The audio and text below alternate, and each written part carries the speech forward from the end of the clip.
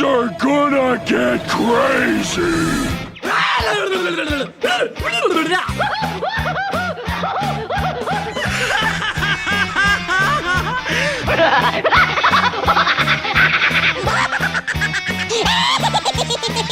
Most everyone's mad here.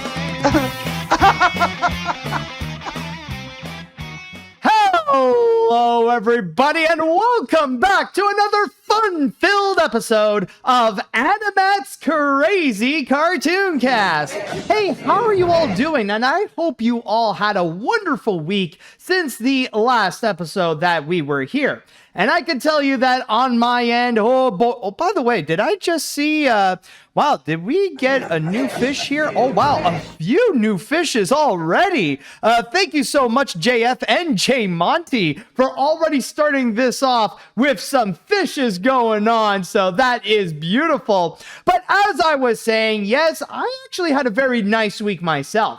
Now, I know that there have been some troubles going on, including the shutdown of the Corporation of Public Broadcasting. I did hear about that, and that is definitely a concerning yikes right there. So, yeah, things are starting to get pretty scary, at least in terms of public broadcasting right there in general. But I will say, on a lighter note, on my end, man, have I been watching a whole bunch of new movies, more so than usual.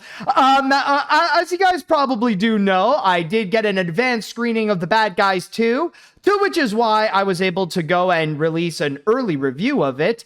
But then at the same time, I also went to go and check out Fantastic Four First Steps and the new Superman movie, which, may I say, both of them were great and definitely worth checking out. I do prefer Superman a little bit more, but I definitely have enjoyed my time with both of them.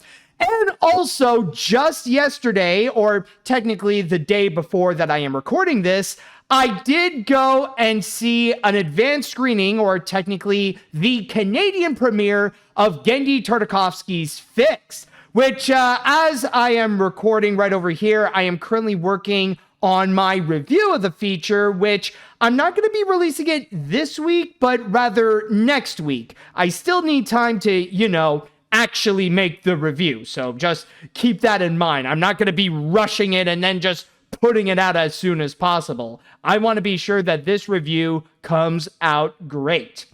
But speaking of greatness, by the way, what I'm doing right now is to go and provide you with a fantastic episode, and oh boy, do I have some great stories to go and present to you on this week. We're going to have a lot of great animation discussions, and we're going to have a good time all around. So with that said now, it is time that I shall pass this on to the chat wall, and I'd like to ask you all, are you ready for today's episode of AniMat's Crazy Cartoon Cast? Let me hear it, folks. Who is ready to start this thing?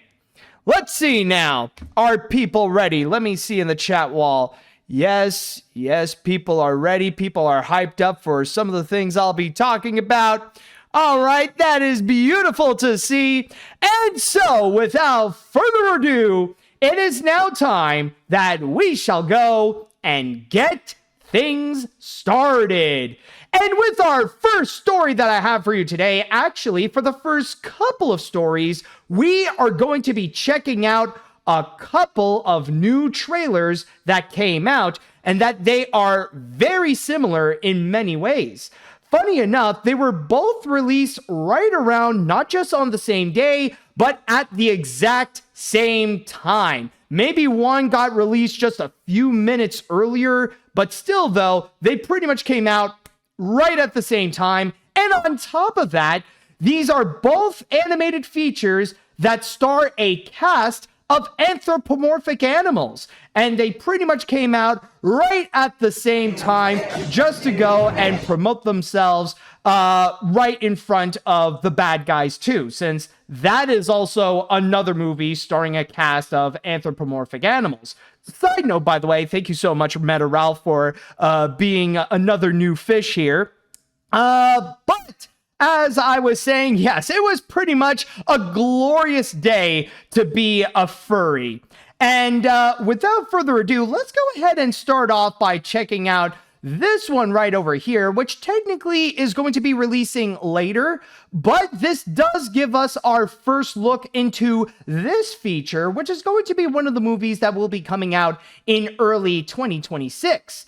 So, without further ado, let's go ahead and begin by checking out the teaser trailer for the upcoming Sony Pictures Animation movie, GOAT.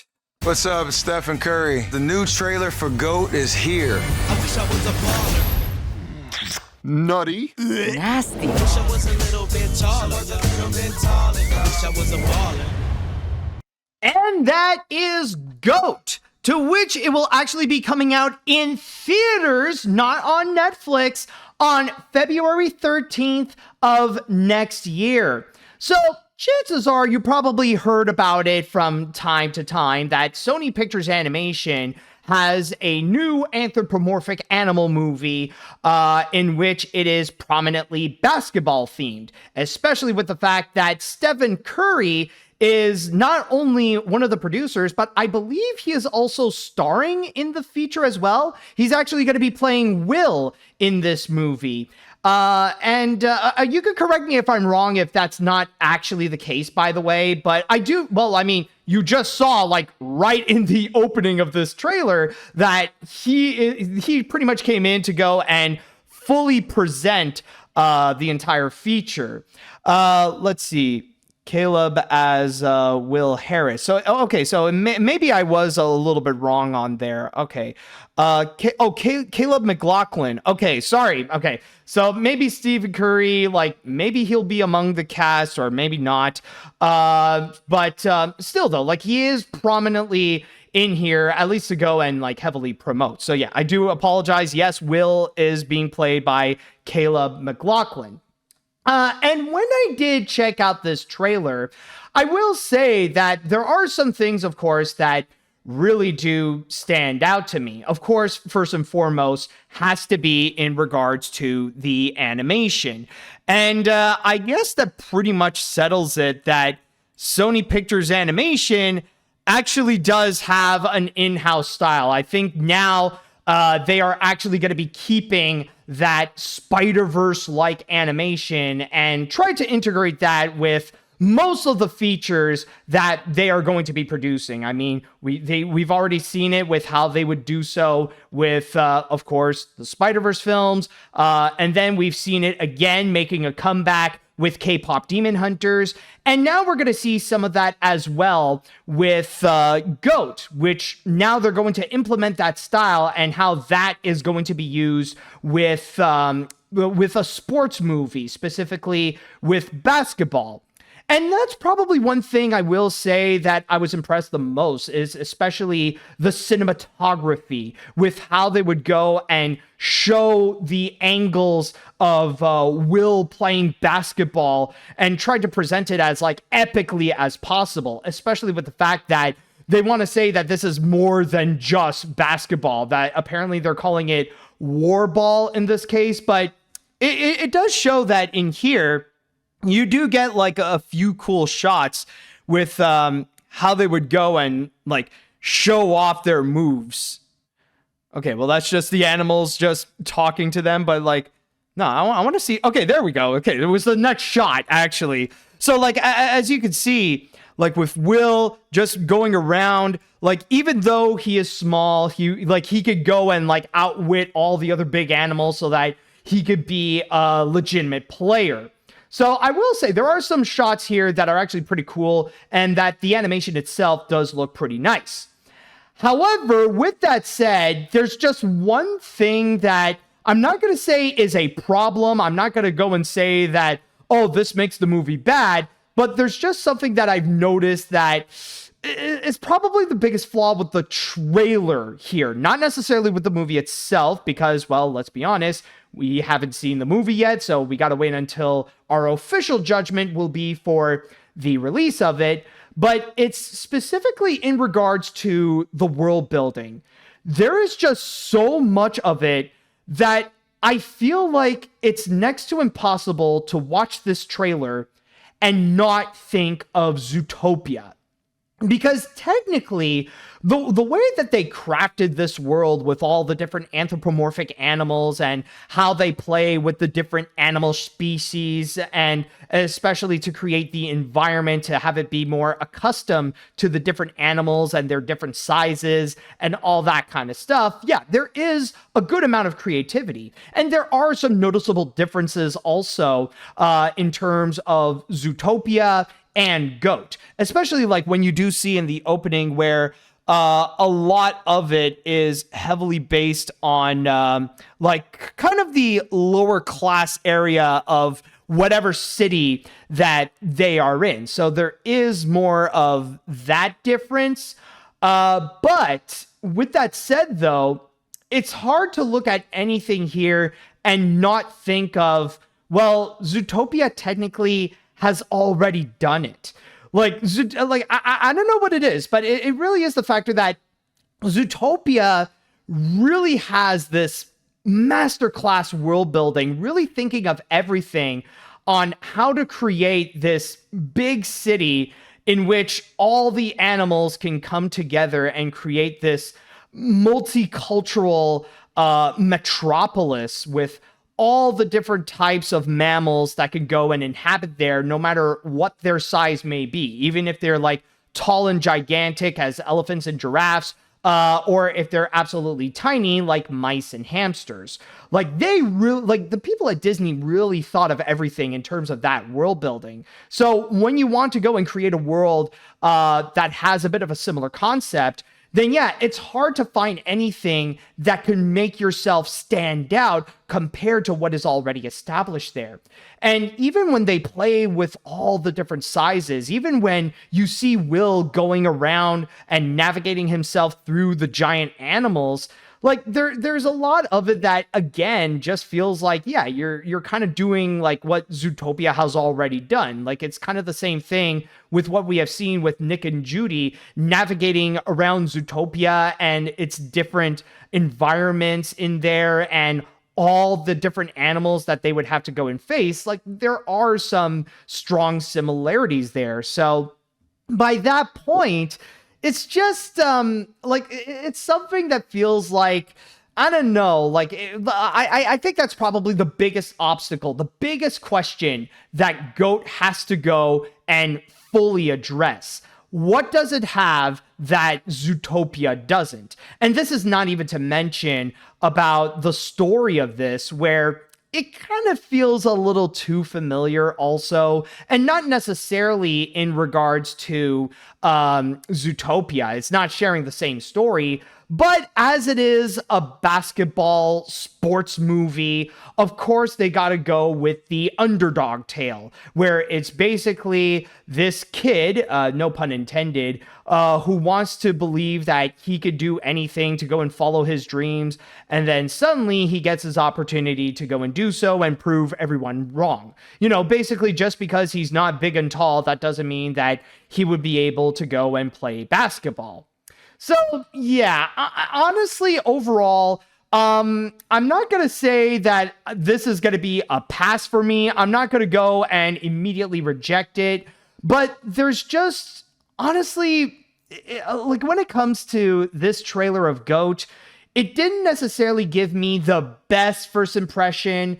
And I feel like it needs to do a lot more to really, to fully convince me that this is going to be really worthwhile, that this is going to come out as a very solid picture. Now, I am open to the idea that maybe it will be, and maybe that they're hiding a lot of the best surprises for much later or until the film actually does get released. But with that said, though, there are some things that I do feel like, okay, I could see the potential. I could see where it could work, especially with the animation. But outside of that, though, when it comes to the world building, when it comes to all the different characters, and especially with the story, there's just a lot of it, or more so than not, that I personally feel like I've heard of this before, and I'm not sure if even the execution can really help to go and make it stand out, especially when compared to Zootopia. And this is not even to mention that technically this movie is going to be coming out a few months after the sequel. So in that regards, the comparisons are unfortunately going to be unavoidable. So will it be able to go and prove itself that it is more? Well, I guess we're going to go and find out, especially when GOAT is going to be released on February 13th of next year. So with that said, now I would like to pass this on to the chat wall, and I'd like to ask you all, what did you all think of this trailer of GOAT? Are you guys more like me, that you're a little bit hesitant on how this is going to be and that this feels a bit too much like Zootopia? Or maybe you disagree and that you see a lot more to it and that you see more of the potential for this than not? If so, I would really like to know what you think. And you know what? Hold on a sec. Let's go and actually make a poll over here. So let me see. Okay, good. We don't actually have the actual problem. Someone actually pointed out, what about Into the Spider-Verse? Oh, you know what? That does raise up a good point. Yeah, like now that you mention it, there is a lot in which the plot itself, like, yeah, I could see where it's very similar to Into the Spider-Verse, especially with how Will is very much like Miles Morales in the first movie, where he really wants to prove that he can indeed be a Spider-Man, just like how Will wants to prove that he can play Warball. But anyways, let me go and write down a poll over here, and I'm going to ask you all, did you like the teaser for GOAT? So I'm going to go and write down yes, and then I'm going to write down no, and let's see what the chat wall has to say over here. All right, so last week has been quite an awesome week for furries. Never thought we got 2 trailers for new furry movies coming up, but here we are. When it comes to GOAT, it looks pretty awesome and promising. The animation looks stellar, the humor is cute, and the characters are sweet and fun. This could be like a Spider-Verse Space Jam, but I'd rather wait until I see if it really is worth the story and writing. All right, that is fair. Let's see. Admittedly, this doesn't really look like the GOAT, but it does look fine.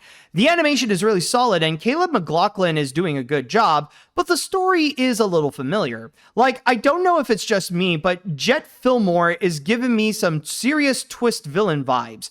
I'll still go in with an open mind, since basketball is my favorite sport, and hey, I should be glad that they don't do another goat scream joke. Oh crap, I just jinxed it, didn't I?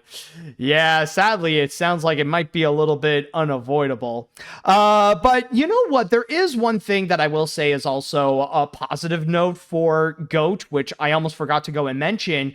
But honestly, one thing that I do like about it, and one thing that actually does stand out in contrast to Zootopia, it's its whole concept of Warball, where this is going to be more than just basketball, and that it will have a little bit more of its own set of rules, especially when they'll have different types of animals playing in the game. So that is going to be interesting to go and see. At least that's going to be one little positive note that it has in its favor for those who are interested in checking out the film. Let's see now. Personally, I do feel a little bit mixed. On one hand, I do really like the animation and the stylistic animation. However, it does feel very similar to Zootopia, and the story sounds very familiar and cliche, so overall, I think I'll wait and see how it goes. However, the one thing I'm not happy about is the fact that people are using GOAT to slam Zootopia 2. Then again, it's the animation community trying to find a stupid reason to hate Disney. What else is new? Seriously? Are people unironically doing that? Because, you'll see what I'll be talking about next, where it's like, I don't know if that's really a good tool to use in order to go and slam that picture, because yeah, you're really making yourselves look dumb that way. Yeah, I mean, like, it's wild that people would still be willing to go and try to, like, use everything to do the Disney hate. And yeah, like, honestly, it really shows how, like, it's not Disney who is dying. It's really the Disney hate, because it's like the worst of the worst kind of people who are still, like, obsessed with doing so and slam everything that Disney has. It's like, it's at the point where it's like, y'all gotta give up on that. Oh, and by the way, we actually do have the results of our poll here, and it looks like, well, the majority of you actually did like the teaser trailer, in which 81% of you have voted yes. You did actually like the teaser trailer for GOAT, where only 19% have said no. All right, so very interesting results. While it did not win everyone over, it did show that GOAT actually has a lot of potential that people did present. All right, let's see what other comments that we have over here. So far, the best thing about GOAT is the animation, and some of the basketball shots ain't that bad. But the premise sounds like a generic sports movie with talking animals. Kind of wish it was another sports mockumentary film like Surf's Up. I'll give it a chance, of course, and Stephen Curry involved with this sounds pretty promising. Also, I need to say this now, seeing these talking animals trailers being released at the same time is definitely a coincidence. Stop accusing it, internet. Yo, you know what? Honestly, I gotta say, I love that idea. I mean, I consider Surf's Up to be a very underrated picture, and that would honestly be great if they would go into that direction. I mean, sadly, it's no longer the case now, but that would actually be very nice. Maybe I've already, it sounds like something I've already talked about here, but like that would be great to see, like, this genre that Sony Animation would have, where they would make these sports movies, but make it as a mockumentary, like some kind of like Surf's Up cinematic universe, but with many different animals playing different kinds of sports. That would have been fun. But unfortunately, well, better luck next time, I guess. All right. Let's see now. What other comments do we have? So I might have said this the last time this came up, but I was right from the start. It was about goats. All right, just to state it, it does look pretty unique with its animation, and it does look pretty cool with the angles. But to be honest, all I'm seeing is more of Zootopia meets Space Jam, except with an original IP cast following an underdog. Granted, they may be better than what was presented in Jam, but I can't help but think this is something that's already been there, done that, you know? No, that is honestly pretty fair. And you know what? Like, I do see where there can be promise, but at the same time, like, yeah, I do understand what you mean with the idea how it is Zootopia meets Space Jam. But then again, I don't know. I feel like already, even with this teaser trailer, I would rather want to take this over the Space Jam films any day. All right, I think I got time for one more comment, so just to read right over here. This is a pretty cool film to see. Even though I'm not a sports fan, having a small goat in a world of animals bigger than him is quite creative. Also, the Panther Lady is giving me a major hear me out vibes. Also, pray that they don't try to reference the screaming goat meme just because he's a goat. I mean, there is already the hint that they're going to play with the goat aspect, and we already heard in the trailer where, like, right at the end, the character's just going, bah, which I'll admit, I don't know, I didn't really like the joke. Like, it was more weird than it actually was funny, but, like, I'll just say now, maybe there's a chance they might not do it, but there is still a chance that maybe that screaming goat will appear. All right, so for the most part, maybe it didn't necessarily win everyone over, but it has shown some promise to many people, and, there is at least a little bit of hype going on. So, if you are interested in checking out GOAT, then keep in mind, once again, that it will be coming soon to theaters on February 13th of next year. And with that said, we are now going to go on to our first break, and when we do come back, we are going to go and check out the other trailer featuring a cast of anthropomorphic animals. But this time around, it's going to be a sequel. We know who these characters are, and their comeback is already gathering a lot of big hype, so stay tuned for that.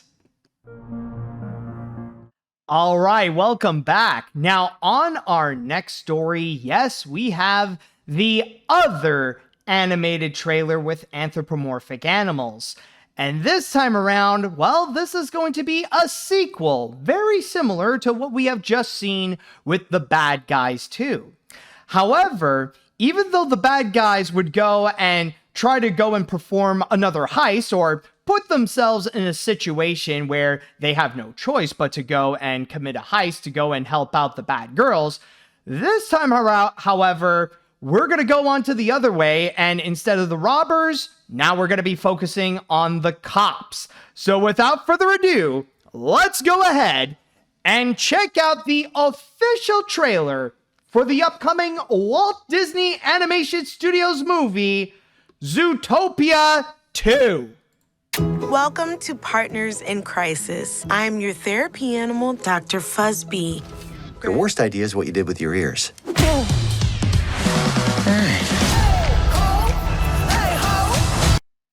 And that is Zootopia 2, to which the movie is going to be coming out on November 26th. And I might as well go and say this right now.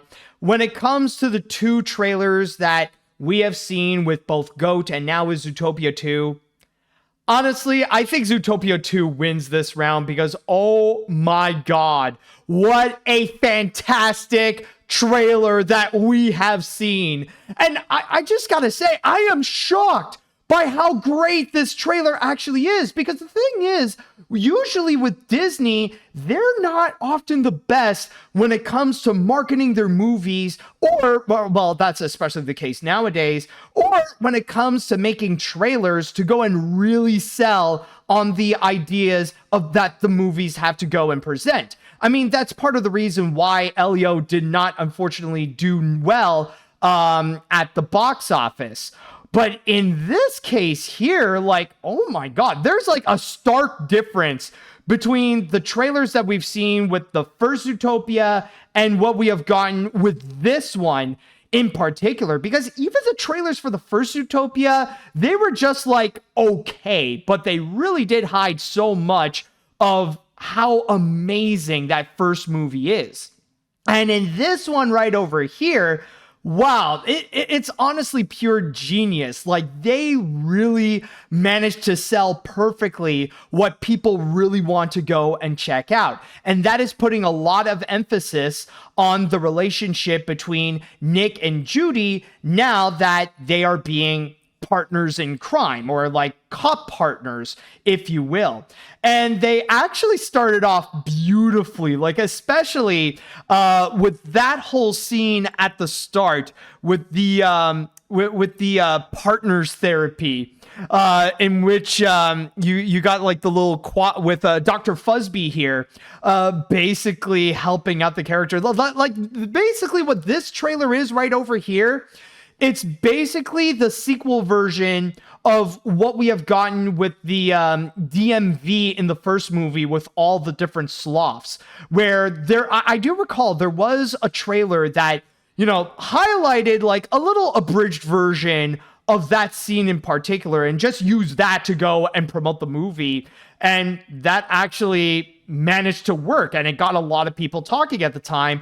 And now I'm kind of seeing that scene is now with this one right over here with Dr. Fuzzbee and the whole therapy looking into Nick and Judy and some of the other cops who are having trouble with their partners. Honestly, it is great. And actually, that does lead up to another fantastic point about this trailer and what really made it work: the humor. It is absolutely solid. It is like funny moment after funny moment, rather it be with what's going on with like the new additions of the world building, and especially like how they play with the different sizes. Like, I know I've already talked about it with Goat and how that also went and played with some of the sizes as well. In fact, kind of making that an integral part of their story. But in here, like, considering that this is Zootopia and how they were the ones who kind of pioneered that concept for mainstream computer animated features, like, we see even more examples with what they would go and present. Like, a great example is the tattoo with the hippo and the mice. Like, where was it? Yeah, like, right over here, where, like, we see that we're coming back to Zootopia, and like, that was a lot of fun to go and see. So, like, you do get all these fun, creative ideas that they would go and present, but the main thing that they are highlighting here is just the relationship between Nick and Judy and how they are working together as partners in crime, as cop partners. And we do see that, of course, as indicated in the beginning, there is like a bunch of dysfunction. And honestly, with Dr. Fuzzball, like, I immediately love her, especially like how she's just so quick to just point out as like, well, okay, thank you for talking. Now I'm going to go and destroy what you said right over there. And I'm going to point out every single flaw that you and your partner has. Like, let's just go and check out that scene again. Like, oh my God, that part was very much like a work of art. Where is it?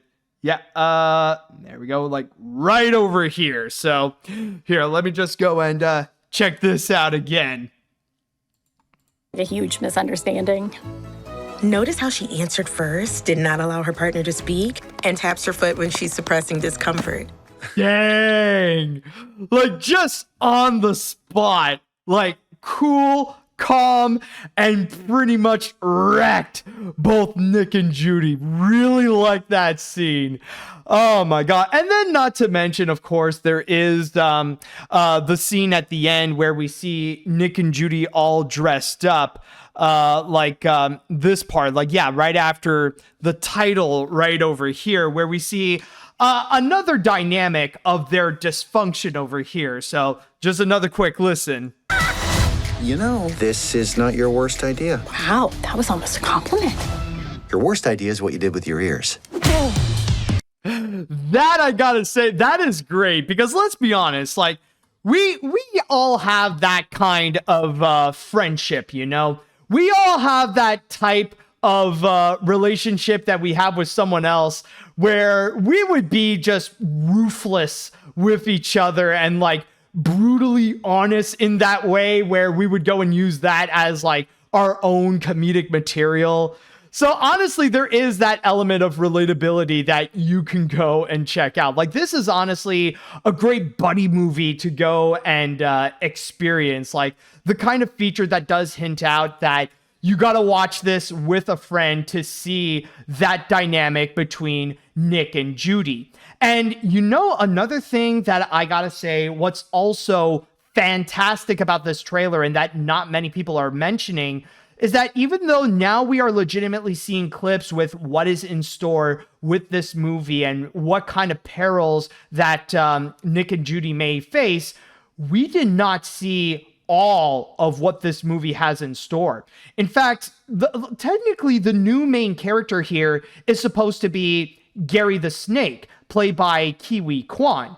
But notice that in the trailer, they barely mention him. Like, at the most, they just hinted out how he's going to be a key player in this movie, but that's pretty much it. The most that the snake would go and say is that he has to help out his family, and that's pretty much it. Other than that, the prime focus is just on Nick and Judy. Like, we don't go into any of the new worlds. We don't see any of the other reptile characters that are going to be featured in here. Like, we don't see any of the other characters, and not to mention the hooded mysterious figure. Like, we did not see that character at all. Like, yeah, we did see the new sexy mare horse, but that character that a lot of people were talking, the one that's like covered in a hood, we only see their glowing eyes and stuff like that. The one that people have made comparisons to Death and Puss in Boots: The Last Wish. Well, we didn't see that character featured here whatsoever. Like, again, the prime focus is just on Nick and Judy, and even a little bit of a few of the other recurring characters. Of course, we have like this scene right over here. Hold on. Where would it be, just to go and highlight this part? Yeah, like this.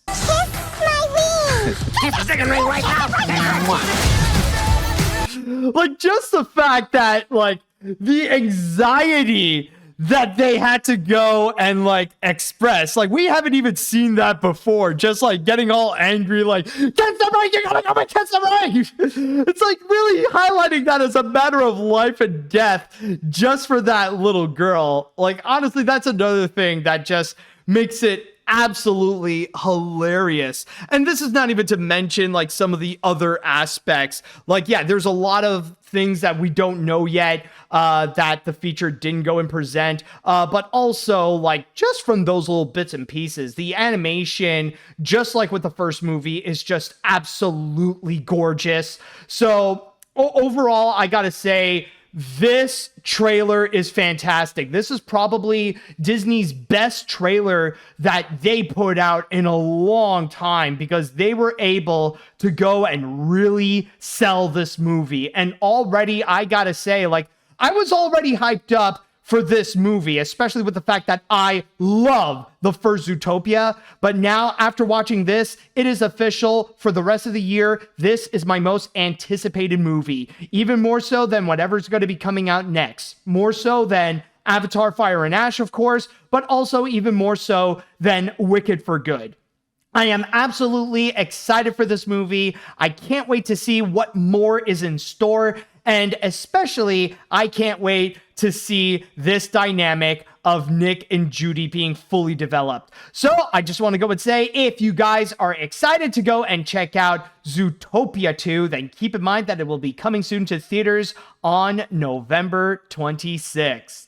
And with that said, now I would like to go and pass this on to the chat wall. And I'd like to ask you all, what did you all think about the Zootopia 2 trailer? Are you guys excited for the movie as much as I am? Do you guys disagree with me and you find that there are some problems with this trailer here? Let me know what you all think either way. And also, might as well go and do another poll on, on Twitch here, to go and ask you all, did you guys, or actually, you know what? Let's actually do that. Since people have already been comparing GOAT with Zootopia 2, let's actually go and ask you, which trailer did you like more? So we'll go into GOAT, and then we'll go with Zootopia 2. So, cast your vote. Which one did you enjoy? And now let's go and see what the chat wall has to say. Let's see here. If Illumination couldn't beat Zootopia 1 with Pitch Perfect for furries, I doubt Sony can beat Zootopia 2 with White Men Can't Jump for furries.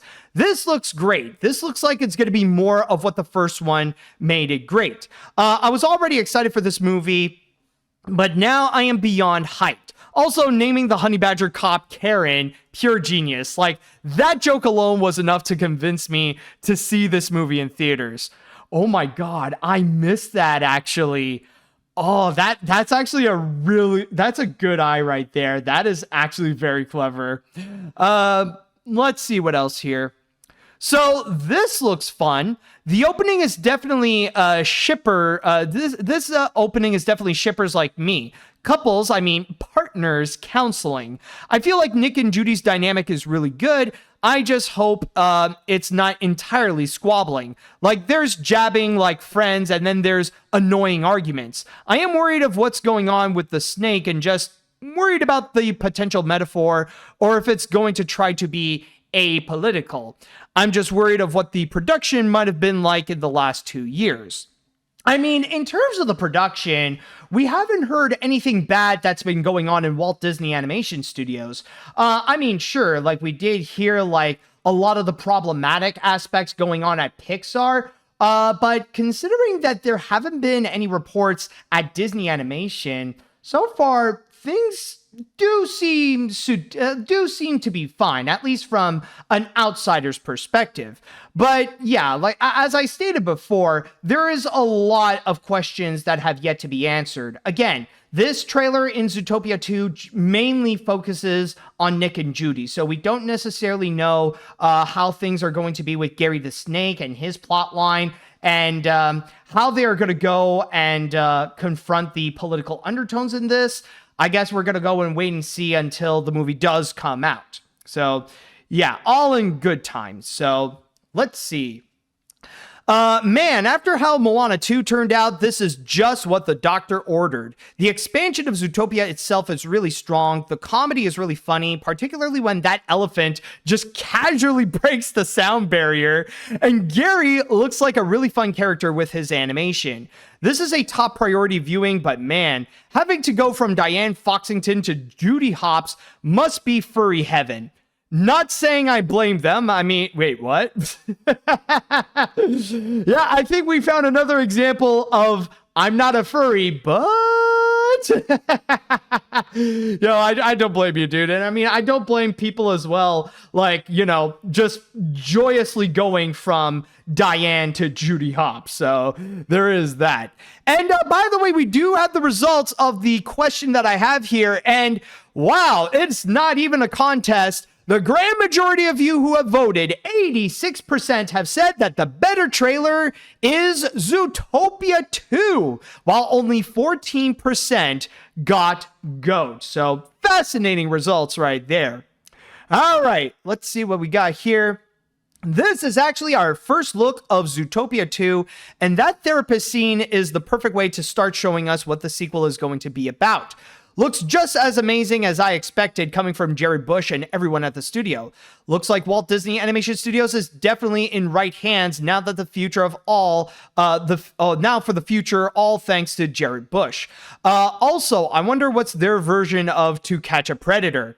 I don't know if that's going to be something that they'll go and answer. I mean, I get the pun right there, but I don't know. That feels like it's going on like, it's kind of freaky subject right there. Okay, anyways, let's see what else we got. Now, this is something I'm more excited for.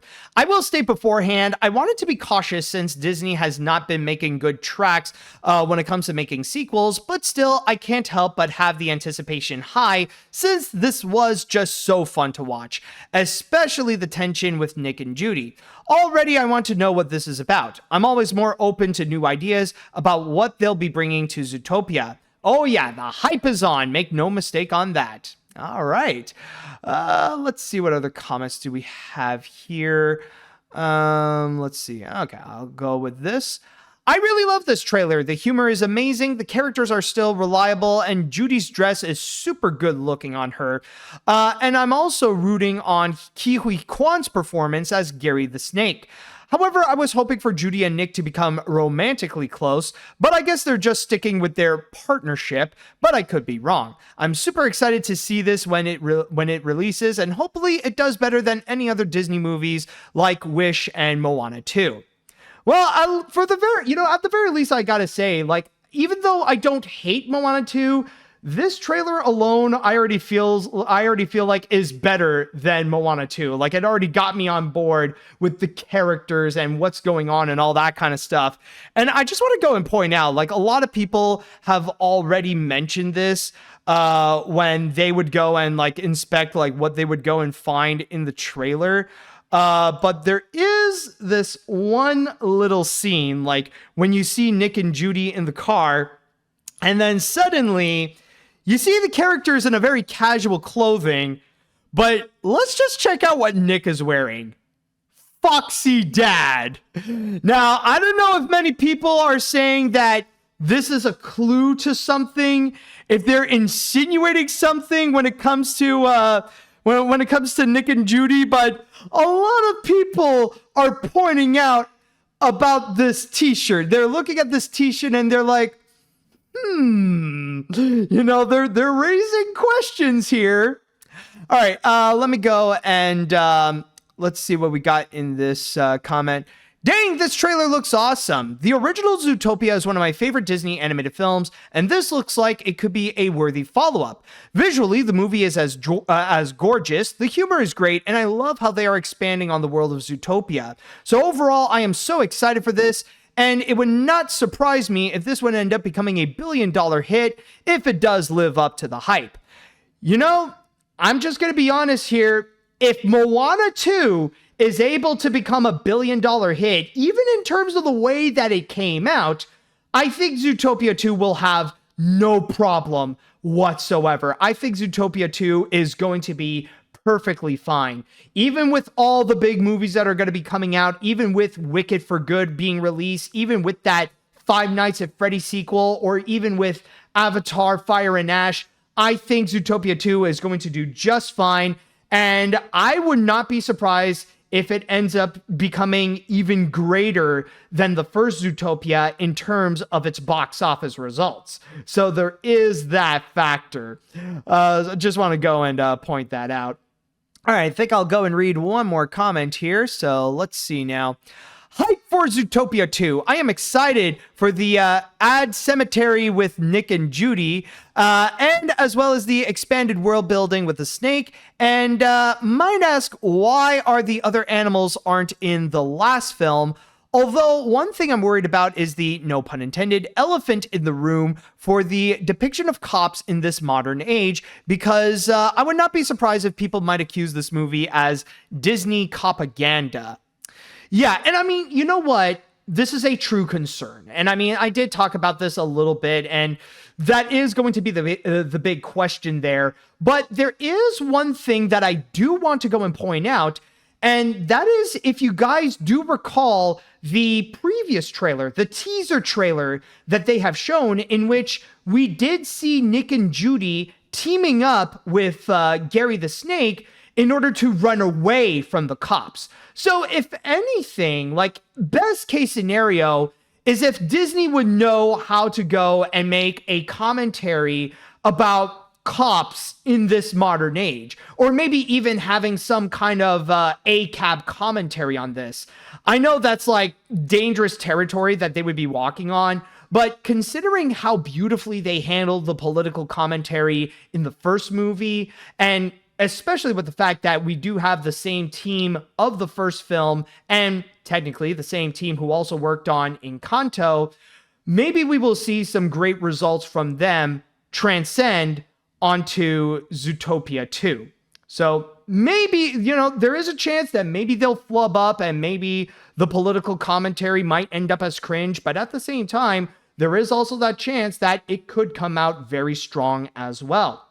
But ultimately, it's great to see that the hype is really on for this trailer. And if you are excited to go and check out Zootopia 2, then keep in mind that the movie is going to be coming out on November 26th.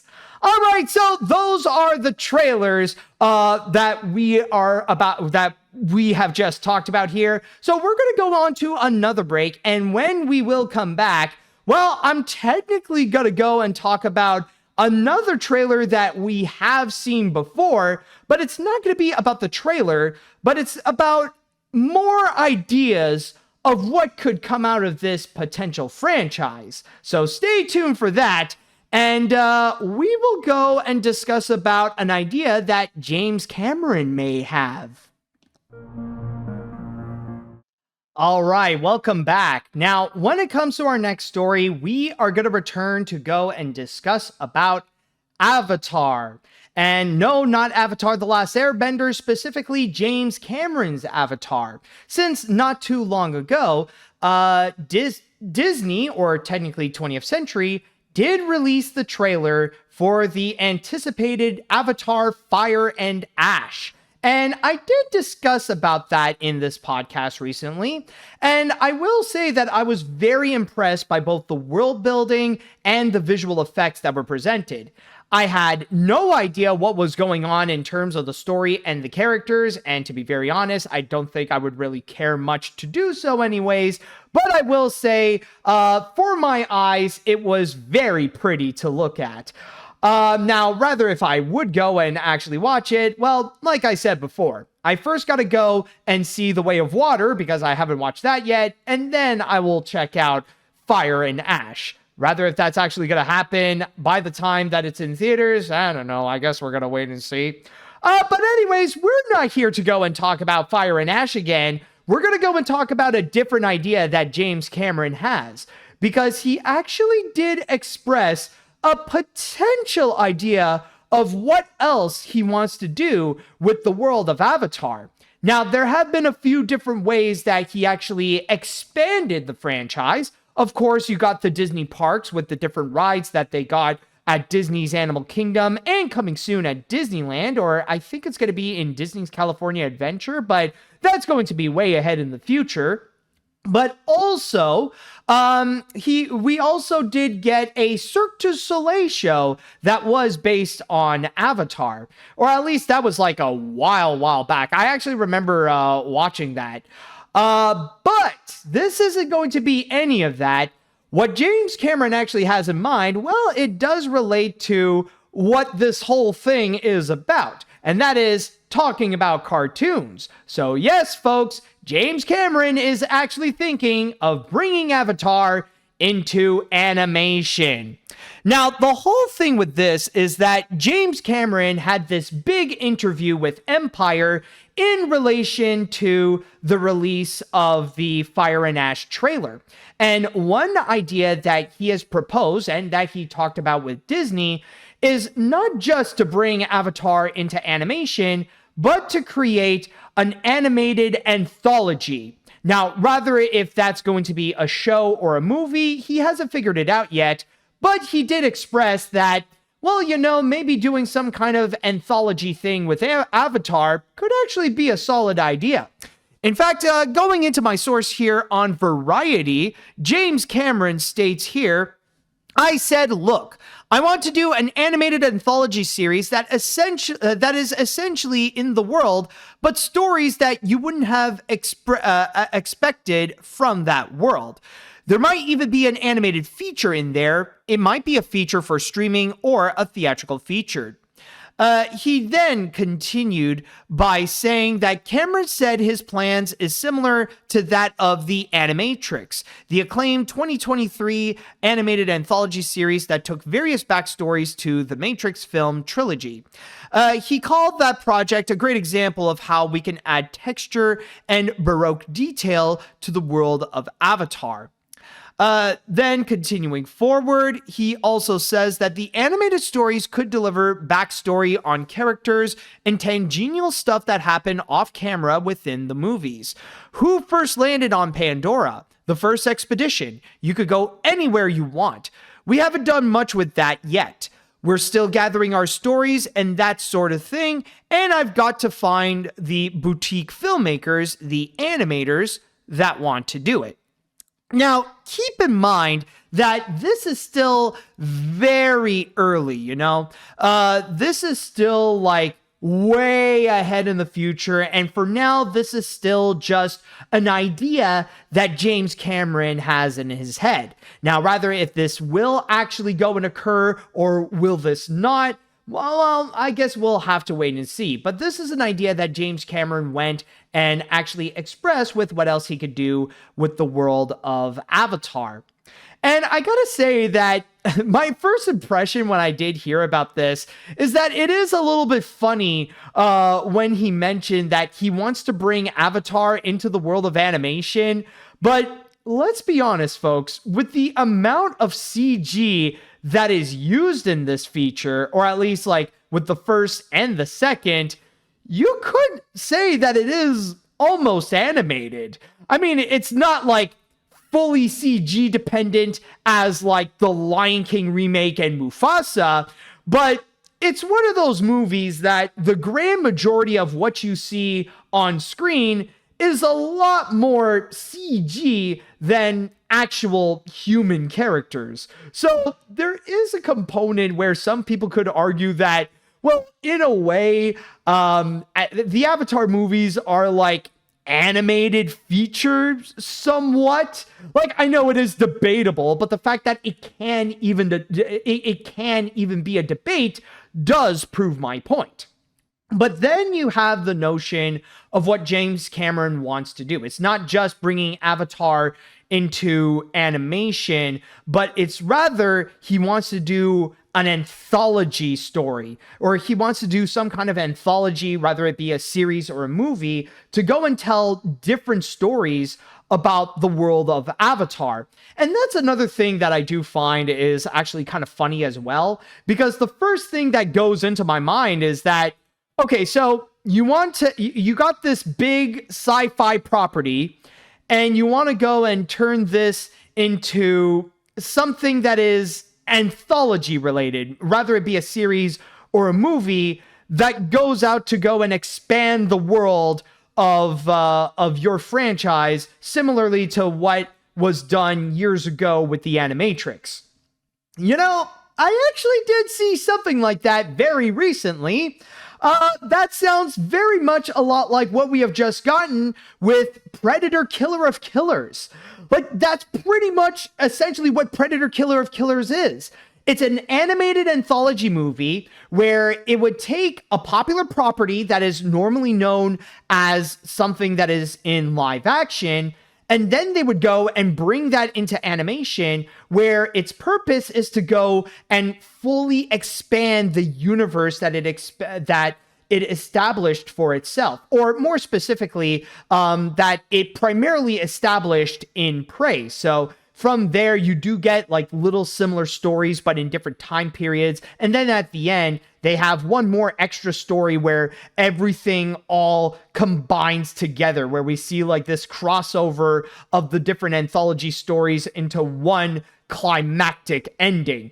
And I gotta say, so far, it is one of the most underrated movies of the year. I had a great time watching it. Maybe it's not as spectacular as Prey, but it is still very solid as is. And sure, it may not necessarily be for everyone, mainly because of the high amount of violence. Like, it could get unapologetically violent, but it is still worth checking out. It is still worth fantastic. It's still worth watching it. It's still fantastic. Sorry, I just need to make sure that my words are set up properly there. And I mean, if you're the kind who is a fan of Predator, then that is absolutely a must watch. Actually, you know, the funny thing is that I need to go and rewatch it, honestly, because I did hear that apparently they did some kind, like, correct me if I'm wrong, but they did some kind of update to the feature where they added a new scene or something that would include Arnold Schwarzenegger's character. Like Arnold's character from the first movie, like, now he actually makes an appearance in the feature. Again, correct me if I'm wrong on that, but I did hear reports that they did some kind of update like that in Killer of Killers. But the whole point that I am making here is that it is funny to see how James Cameron would go and point this out not long after Predator Killer of Killers is released. So basically, what James Cameron is proposing is that he wants his own Predator Killer of Killers, but for that to be based on Avatar. Now, I just want to go and state that even though I'm not necessarily a big fan of Avatar, it is a concept that, I'm not going to lie, the more that I do think about this, the more potential that I can see, the more that I could see where this can actually work. Like, not just for the world building itself, but also for the concept of providing new stories to the movies and have more different filmmakers to go and get a chance to actually create these kinds of stories for Avatar. It's like, honestly, I could see where this can actually work out, especially when it comes to giving the property to different filmmakers so that they can go and actually try something new, where they can go and actually create their own film, create their own characters and build their own story based on this world. Because, yeah, I'll admit that, honestly, with what we have seen so far with the Avatar movies, or at least from what I've seen with the first one, it's pretty mid with the story and the characters. But maybe another filmmaker can find different ideas with the same world and create something that would be more extravagant, that could be better, that can actually go and take even more advantage of the great world building that was already established in Avatar.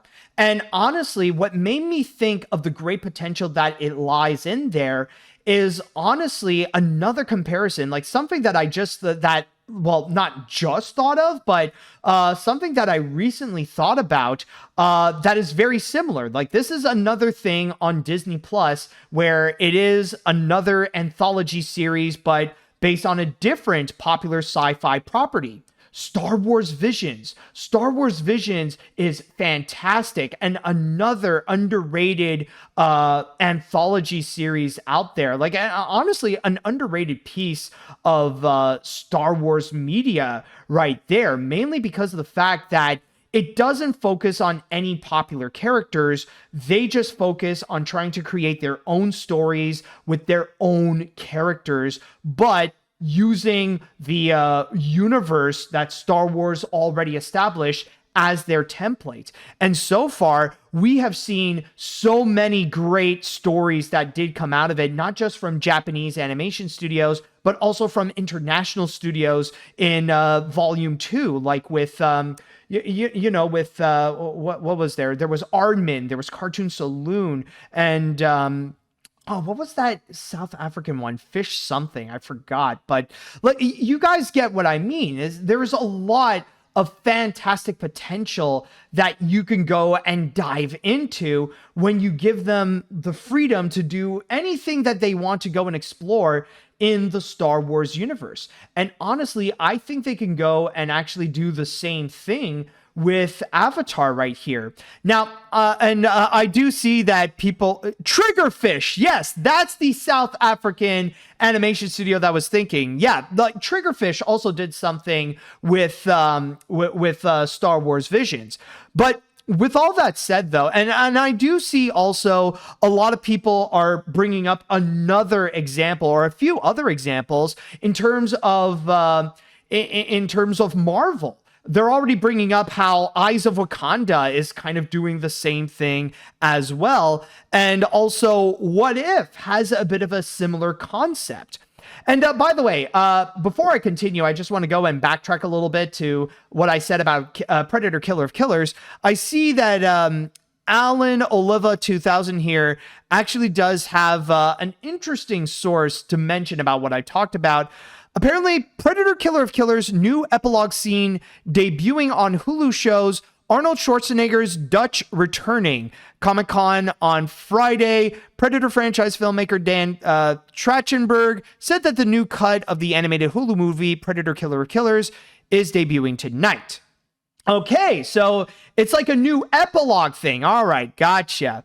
I see what you mean here. All right, but anyways, going back to what I was talking about, like with these anthology series or with these anthology movies, they have been doing great so far to go and expand the beloved universes that we have gotten. It worked great with Predator, with what we have recently seen, and it's been working beautifully with Star Wars Visions, especially with how they're still going with the new volumes, and especially with how like now they're expanding that with other, like with with Marvel, with the fact that they're doing it with Eyes of Wakanda, and they did it with Marvel's What If. So honestly, in that regard, I don't see why they wouldn't go and want to also go and do so with Avatar. Now, I know that with James Cameron, he did express that he wants to open up like the possibilities of like making little stories that would connect to the main Avatar stories, like to go into like a prequel about like the first exploration, to look into like some of the known characters' backstories. But personally, I would be on board with it the less it is fully connected with the main movies. Like, you don't have to make a direct connection with any of like the primary avatars, or like, you know, with like Sam Worthington's character or Zoe Saldana's character. Like, you don't have to go with like the popular Na'vis or with the corporation that is checking out Pandora and stuff like that. You could create your own original tales, and you can go and create your own characters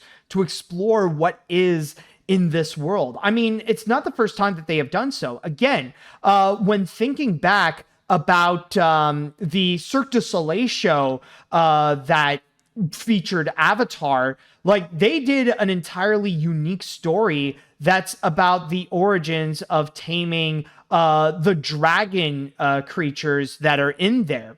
So there's a lot of possibilities that you can do, and not to mention playing with a lot of different art styles that can fit perfectly with Avatar. So in that regard, I gotta say, it is, honestly, I do see the potential in this. I could see where it can work out. Again, it is still very early in the process. Like, as I'm recording this, it is still just an idea that James Cameron has, but we'll see. If they go forward with it, maybe there could actually be something worthwhile to go and check out, more so than just in the world building. And with that said and done, now I would like to pass this on to the chat wall, and I'd like to ask you all, what did you all think of the idea of making either an animated anthology series or an anthology movie based on Avatar? And especially if you are a fan of the Avatar movies, I would love to know what you all think. All right, so let's see what we got here. I'll be honest, I'm not really a huge fan of Avatar because I've always felt like it's style over substance, but honestly, I could see how it could work as an anthology series and continue expanding the world of Avatar and try doing something new. However, there's also a part of me that feels like Disney and James Cameron want to continue milking this franchise for all it's worth, considering that it's one of Disney's biggest properties. Well, I mean, they're kind of already doing so, let's be honest. I mean, we're already getting a whole bunch of movies. I think after Fire and Ash, there's going to be 2 or 3 more sequels that are going to be coming up. And not to mention, again, like, we already got like the Avatar section in Animal Kingdom, and we have also the one that's going to be coming soon in Disneyland. So at that point, 2 more sequels? Okay, just 2 more sequels after Fire and Ash.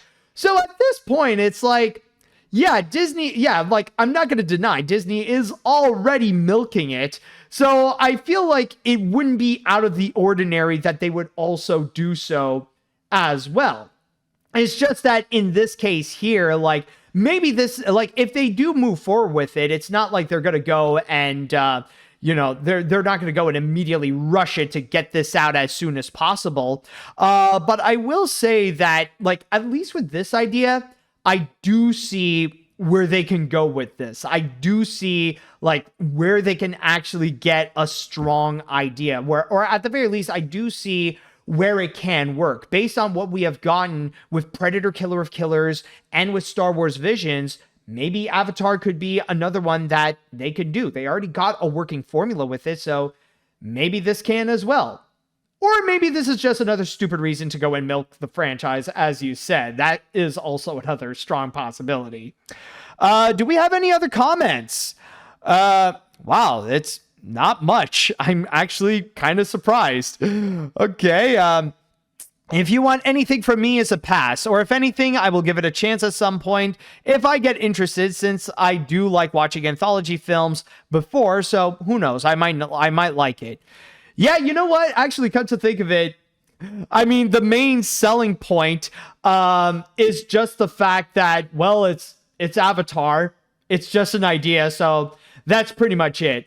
So, I mean, you know what? I don't blame you guys. I mean, the intrigue and the fascination of Avatar is just, it's not really there amongst this crowd, like, I think it's safe to say we're a lot more hyped for Zootopia 2 than Avatar Fire and Ash. So, you know what? That is perfectly fair. So I think with that said, it's best that we go and move on to our next break right over here. And when we do come back from this break, well, speaking of one popular franchise, well, we're going to go and talk about another popular franchise that will become a franchise.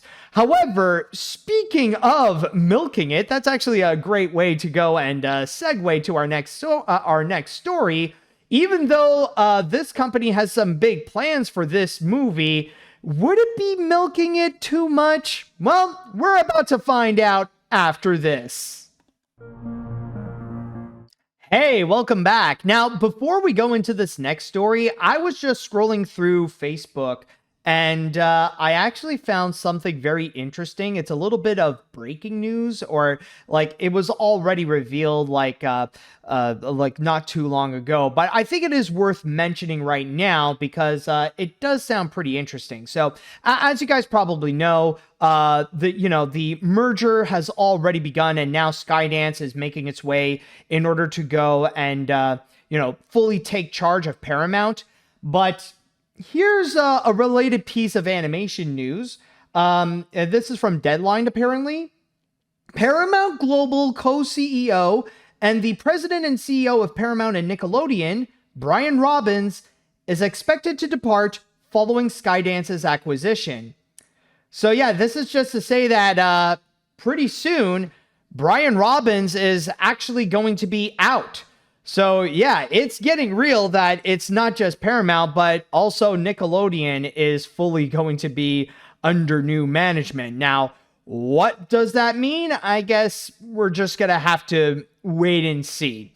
But anyways, going back to the main subject that I wanted to talk about. No, this is not about Paramount or Skydance. It's not about Avatar or anything like that. What I want to go and talk about is one of the biggest animated features this year, KPop Demon Hunters, where it is official. It has now managed to become the biggest animated feature to ever appear on Netflix, or at least to appear on Netflix so far, because you never know if there's going to be another movie that will step in and break K-Pop Demon Hunters records. So week after week, it just turned out to be a massive hit, and this is not already being among like Netflix's top 10, the must-watch movie of the summer on streaming. And this is not even to mention how the soundtrack is already becoming a phenomenon also. Like, even the songs themselves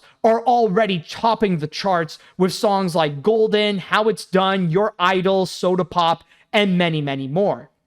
However, with this newfound massive popularity, of course, this got Netflix excited, and it's what made them really consider what the future will hold for this franchise, because it's safe to say that this is not the end of us witnessing the adventures of Rumi, Mira, and Zoe. So with that said, let's talk about how Netflix is ready to go and turn K-Pop Demon Hunters into a franchise. Now, this is specifically coming from this article here called How K-Pop Demon Hunters Became Netflix's Frozen by Drew Taylor. Sorry about that. Somehow, like, my mind just suddenly went from like one random thing to the other. No, it's not by the famous poster artist. It's by Drew Taylor here. But with that said, I just want to warn you right now that when it comes to this article, unfortunately, it is one that you have to go and pay, but don't worry, folks. I do have backup, because I do have a free version from Yahoo, where basically they just copy pasted the whole thing and just put it up here on Yahoo for everyone to go and read. But yes, basically this article would go and chronicle the popularity of K-Pop Demon Hunters, how it actually started out as a movie that both Netflix and Sony didn't really care much about, that they didn't expect anything to come out of K-Pop Demon Hunters, but then suddenly were massively shocked by the uber popularity that came out of it, in which its popularity could only be rivaled by Noja 2 in terms of animated features from this year, especially with everybody going crazy for not just the movie, but also for the characters and for the songs as well. And from there, this did, of course, get Netflix very excited, and they wanted to go and really expand upon it. And now they're thinking of all the possibilities of how they could go and turn this into a franchise. And they're really going hard on it. They really want to do anything and everything to make this be the next Frozen. So from here, let me just go down to where exactly that they have planned. So let me just go read from my source here on The Wrap, well, technically The Wrap, in which it says that Netflix is referring to the project as its Frozen or Disney Princesses franchise, a property that has tapped into the zeitgeist of an unprecedented level and one that the streamer plans to exploit across various channels and mediums, according to two people familiar with the company's plans. Among the projects being bandied about at Netflix are a stage musical, a live-action remake series, and of course, a pair of sequels to round out a full-on K-pop Demon Hunters film trilogy. A third person familiar with the situation told The Wrap. But that's not all, though. They even mention right over here that additionally, much like Frozen, there is a short film being discussed to serve as a bridge content between the mainline features, according to a fourth person familiar with the company's plans, that is meant to be something similar to Frozen Fever, to which that came out back in 2015 and was considered a bridge between the first Frozen and the second Frozen. But then it also mentions here that the no. It's worth actually reading here. Now, the ambitious plans underscores the kind of rare project that is K-pop Demon Hunters, which has benefited from Netflix's willingness to bet on original animation and the fact that Korean culture has been in the spotlight, resulting in Netflix moving quickly to capitalize on that momentum. Like Frozen, it was an initial underdog that broke into a cultural phenomenon, reminding us that surprises can still come out of nowhere. So that's basically the big plans that Netflix wants to do. Essentially, they feel like it is their Frozen, so they want this to be as big as Frozen. And that's all. And they have so many different plans and so many different ways that they want to go and really capitalize on the success of K-pop Demon Hunters. So let's go and quickly recap on this, shall we? So not only are we getting a sequel, but we're also getting a full-on trilogy of K-pop Demon Hunters. They also want to make an animated short or possibly animated shorts that would go and bridge between like the movies, so between the first and the second and maybe the second and the third. They also want to do an animated series based on K-pop Demon Hunters. And then they also want to do a stage musical. And also, they mentioned they want to do a live-action remake. Although I will say right now, I did hear that apparently they're backing up on the idea of a live-action remake, considering that's the one that's been getting the biggest backlash. So I don't know if they still want to go and fully be on board to go and do that, or maybe that they pulled that out. I'm not 100% sure, but just thought that would be worth mentioning. So yeah, they would go... Oh, hold on. Apparently, someone even said that it might even be considered false that they would want to do a live-action remake. All right, that is fair. I do understand why they would go and do so. All right, so anyways, with that said, still though, even without the live-action remake, they still have so many different plans with what they would go and have in store with K-pop Demon Hunters.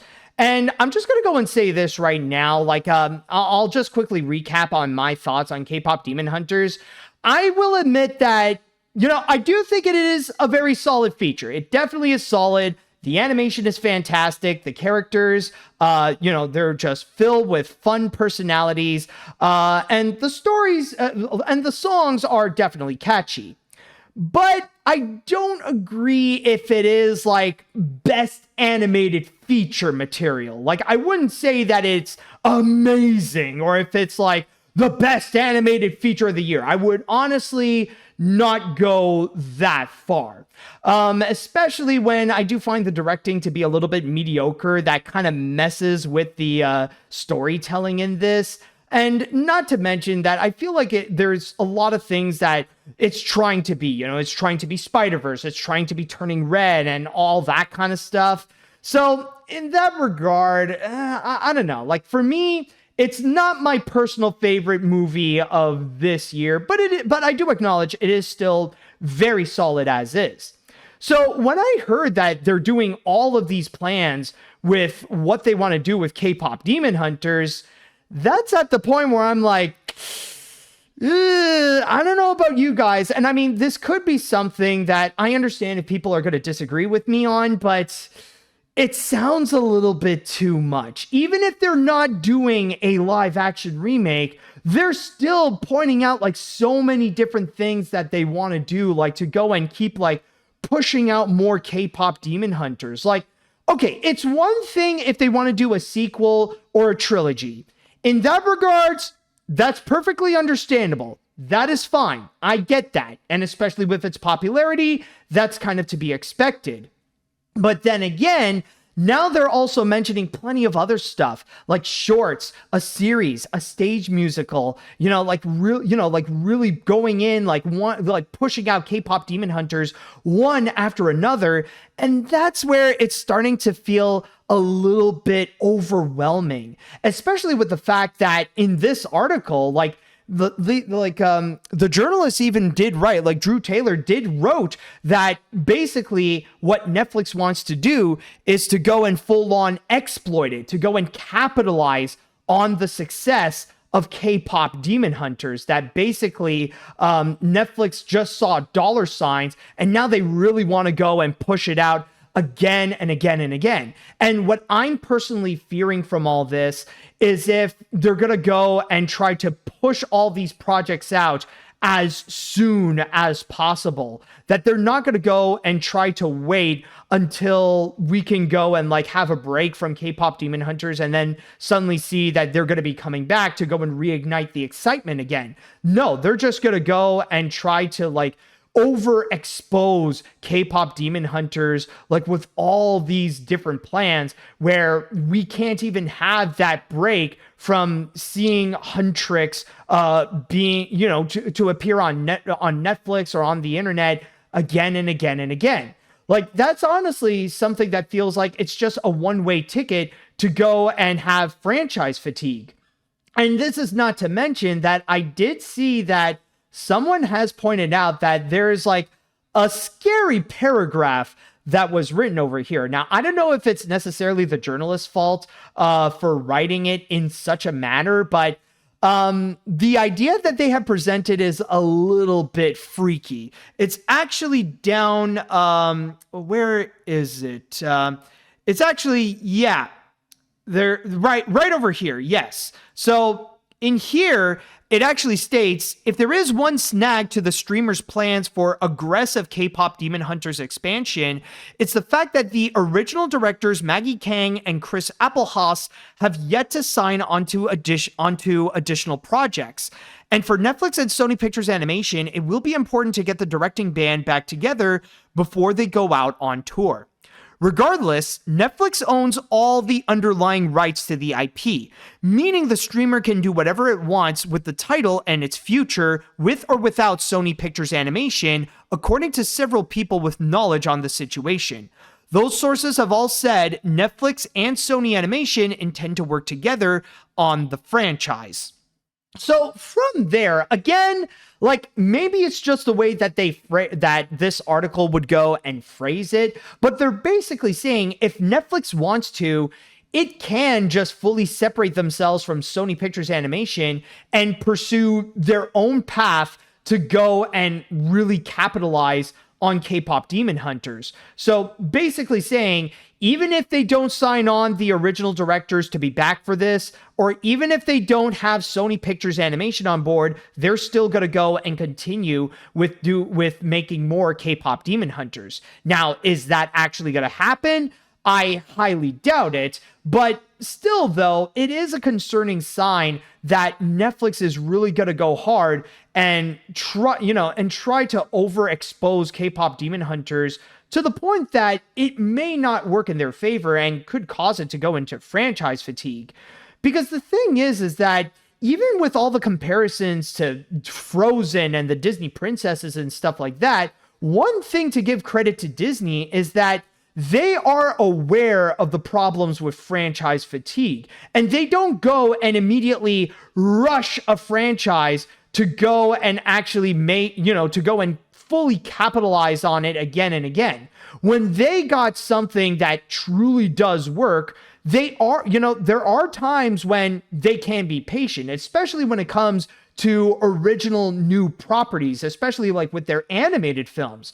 A great example of what I'm talking about is in regards to Encanto, because I feel like that's probably a better comparison.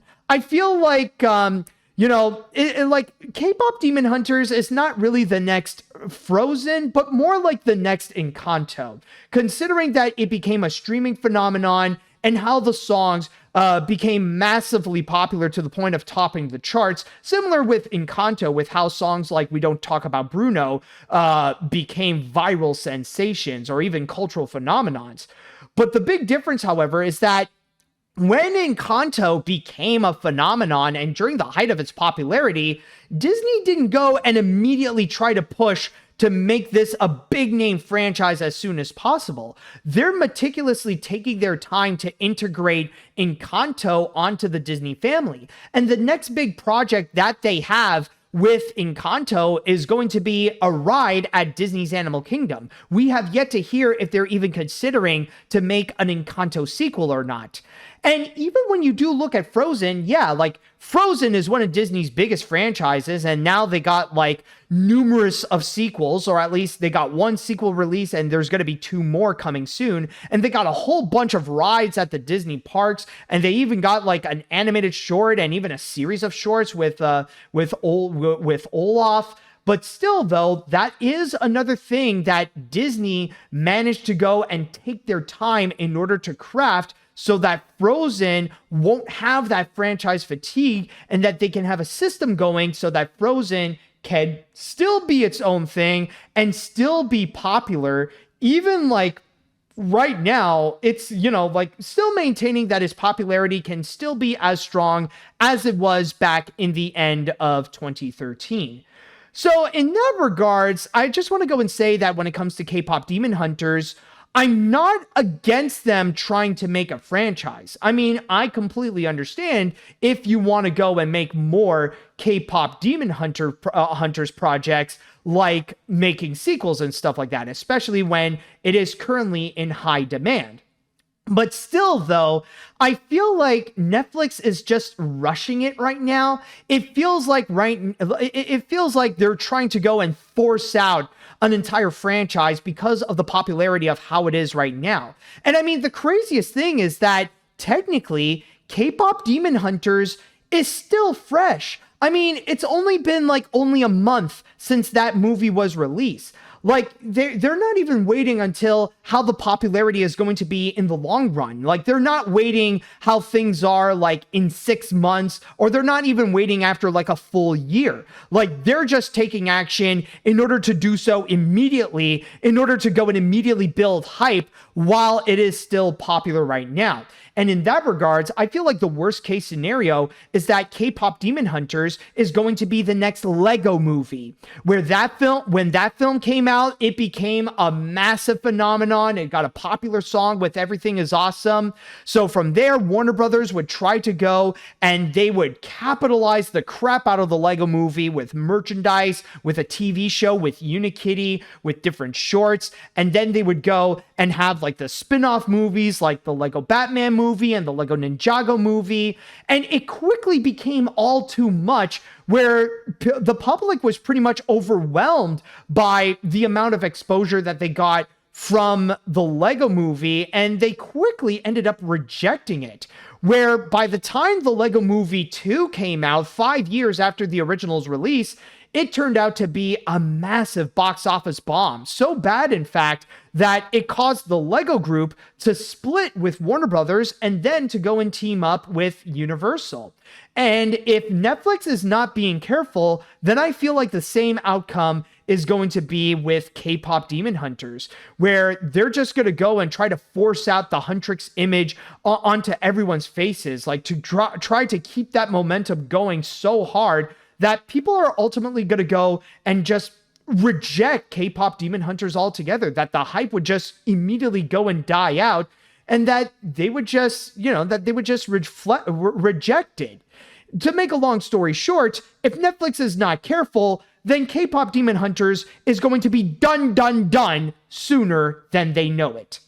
So that's just my little opinion that I want to go and express on this. And with that said, I now want to go and pass this onto the chat wall. And I'd like to ask you all, how do you feel about this expansion that Netflix really wants to do right now? And especially, I want to hear this from you, the fans of K-pop Demon Hunters. If you love the movie, I really want to know what you think about all these ideas that Netflix wants to go and throw out. And how do you feel? Like, are you excited for these ideas? Or do you feel like this could actually cause franchise fatigue? I want to know what you think. All right, so let's see here. This is great. K-pop Demon Hunters getting 2 sequels. Sign me up. We want to hear more stories about Huntrix, but the live-action remake and stage musical, no. Why are you after Disney or Universal? That's too much. By the way, I want to mention that besides Chris being the co-director, this is Maggie Kang's directorial debut, who wrote the film and show a love letter to Korean culture. You forgot to mention that in the review. I don't know. Honestly, I kind of forgot about that. So, I mean, it's, oh well, I mean, it happens. Whatever. I still got my review out. I still expressed my opinion. So, I mean, I still got the job done. I'm sure there's like plenty of other little pieces of like information to go and mention. It's not like that necessary to go and say that with Maggie Kang. Anyways, while I really liked K-pop Demon Hunters, I'm a little mixed on this. While I'm okay with the idea of a sequel or even a trilogy, I feel like stuff like a series and shorts might be too much. However, I'm grateful that the live-action remake report is false. Netflix basically wants to turn this into their Frozen. Also, this technically isn't the only franchise Netflix is doing this with. Another example is with Squid Game and how they're milking that for all it's worth with how much of a hit it became.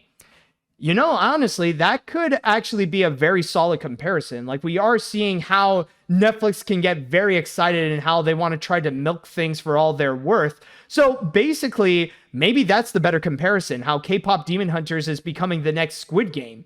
And that's a better question for you guys. Do you want K-pop Demon Hunters to be the next Squid Game? Let me know what you think. All right, so for those potential sequels to K-pop Demon Hunters, in which I'm really excited for, I think these sequels show focus more on Zoe and Rumi, having their own thing in each film and giving them more backstories, especially for my girl Zoe. I did hear more stuff about Zoe that was sadly deleted from the movie that deserves to highlight, but I'm open for more. Just hope that they are good.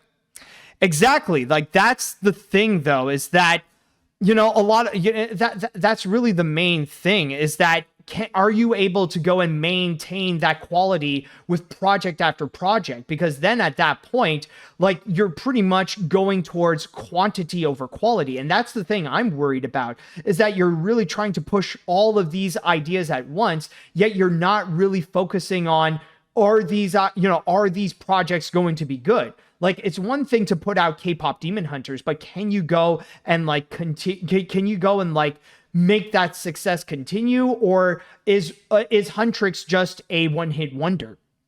Let's see what we got here. Okay, I get that the movie was a success, but I've heard of cows that have been milked less than this franchise.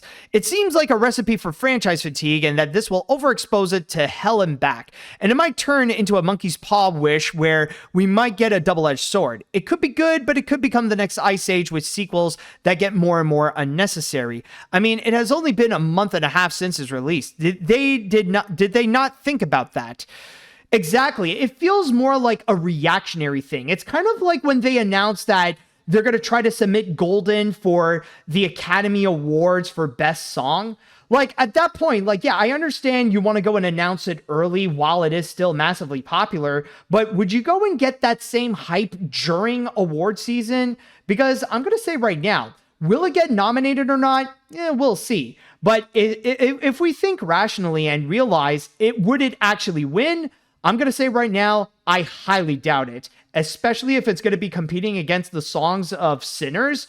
Yeah, no, sorry. K-pop Demon Hunters has no chance against that film. Let's see now. What are the comments that I did not read yet? Let's see. So Netflix wants to make its own version of Disney's Circle 7 just to take the K-pop Demon Hunters IP from Sony. You know what? That actually makes sense. Since they can't make their own animated IPs, they steal IPs from studios they work with. At least cooler heads at Disney were able to prevail, and they decide to buy Pixar instead of stealing their IPs from the studio. And making a terrible live-action remake when the movie isn't even a month old, shameful. Well, again, okay, that's proven, well, that's so far said to possibly be false. But honestly, yeah, when I do think about it, considering that you mentioned how like it could be like Circle 7, is there, honestly, it does make me wonder. It's like, I've always wondered if there is the possibility if Netflix would end up buying out Sony Pictures Animation from Sony Pictures. Like, if it does, like after Beyond the Spider-Verse would be released, like, what is Sony Animation going to do, especially when their biggest franchises at that point are those that are not that are on Netflix? So is Sony just going to go and sell Sony Animation to Netflix? Honestly, I don't know. Like, I'm just saying, like, maybe it's just crazy talk that I'm doing, but the chances of that happening, especially with how things have been going with Netflix's relationship with Sony Animation, with stuff such as The Mitchells vs. the Machines, Vivo, and K-pop Demon Hunters, those chances are not zero. Let's see now. I think I'll read one more comment and then we're going to go and move on. Let me just say this. I have not seen the movie yet. Let's just say I have time to, let's just say if I have the time and also purchase Netflix, I will. But even if the first movie is a fantastic hit, I'd be on the same page to say that they're completely overdoing it. I mean, thank goodness for no remake, but still, it may seem like an amazing idea now, but still, it's just too early even to make more from it. It's just asking to be a victim of the words of James Gunn, mediocre movie fatigue. In other words, slow down.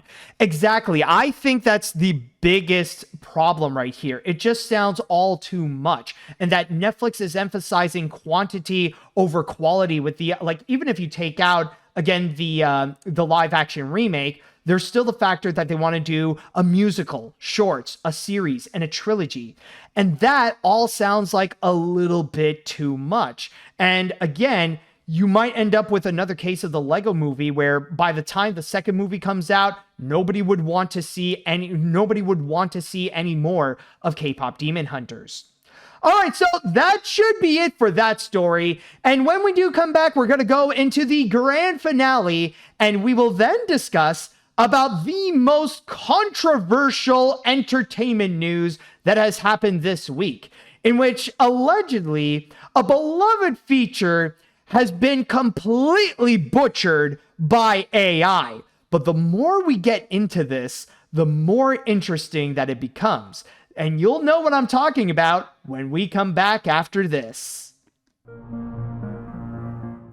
And now, everyone, it is time that we will go and cap this episode off with the grand finale. And for this grand finale, we are going to be talking about a controversial moment that has happened in entertainment. One that has taken a beloved and iconic classic in cinema, and a lot of people are accusing it of being butchered with a new version that they have put out. So, to go and paraphrase Gru, we are going to watch The Wizard of Oz, the round one from Las Vegas. Yes, folks, we are indeed going to be talking about The Wizard of Oz at the Las Vegas Sphere.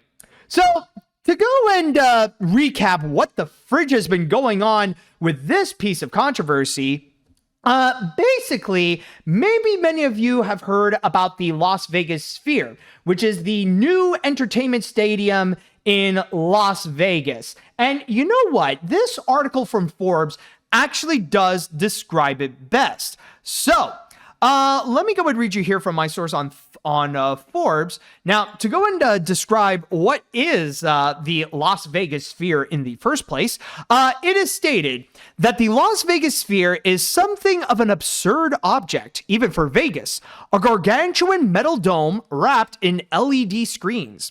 Surreal images of the sphere regularly go viral on social media. The sphere's transformation into a giant emoji is particularly popular.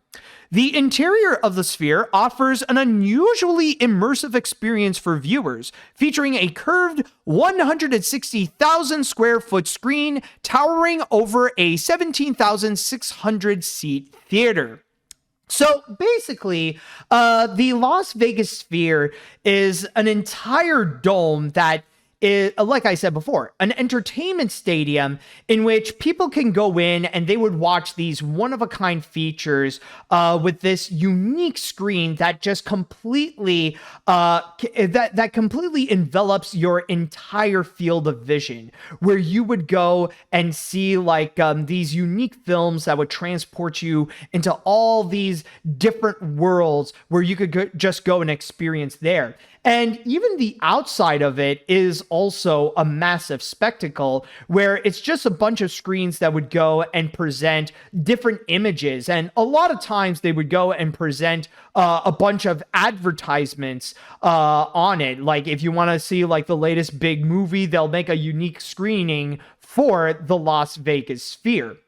And sometimes, of course, they would have like big name concerts that would go in to go and play at the dome, where you would have names like U2, Lady Gaga, the Backstreet Boys, and stuff like that, where they would go and perform in the sphere, and there would be like these surrealistic images that would accompany the songs that would be happening while they're singing and dancing and stuff like that.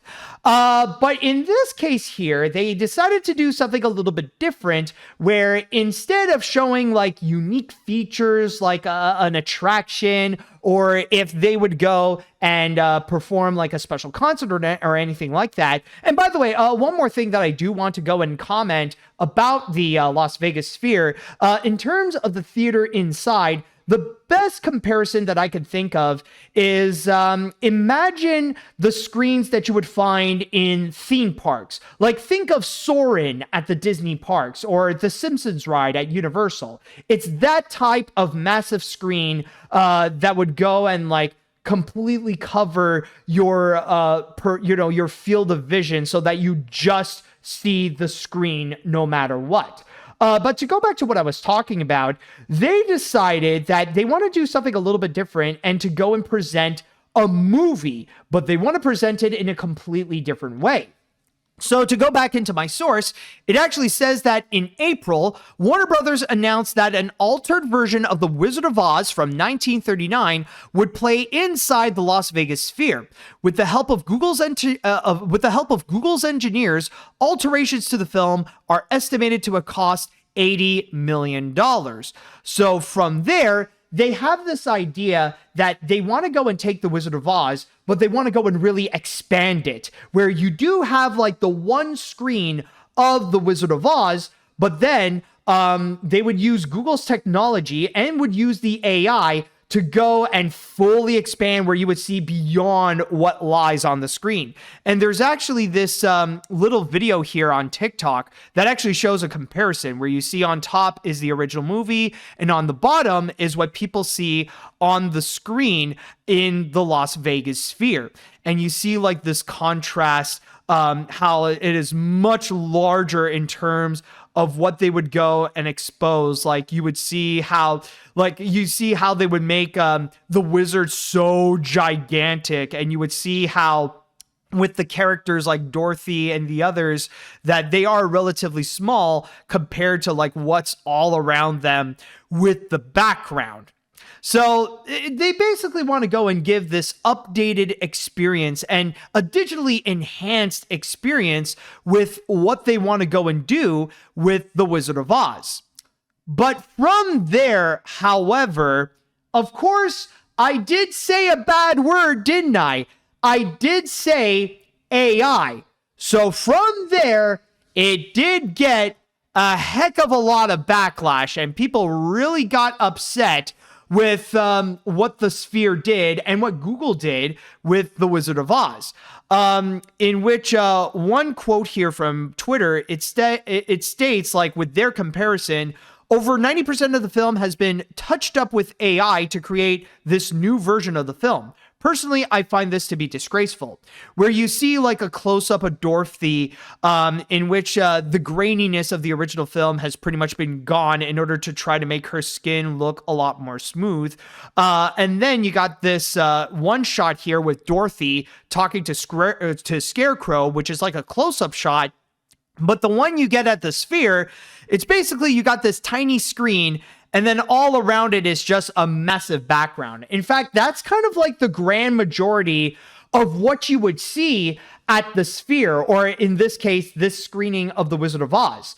The best way to go and mention this, the best way to describe what they did, like this is especially for you watchers. Maybe you listeners are going to be a little bit confused, but stay with me on this. Now, if you're watching this right now, you may have noticed that the screen that shows my camera is relatively small in order to go and make room with everything else that you see all around me. Like you see the chat, you see the chat wall, you see the logo, you see the social media plugins, and of course you see the article. So basically I made myself small so that everything around it can be big.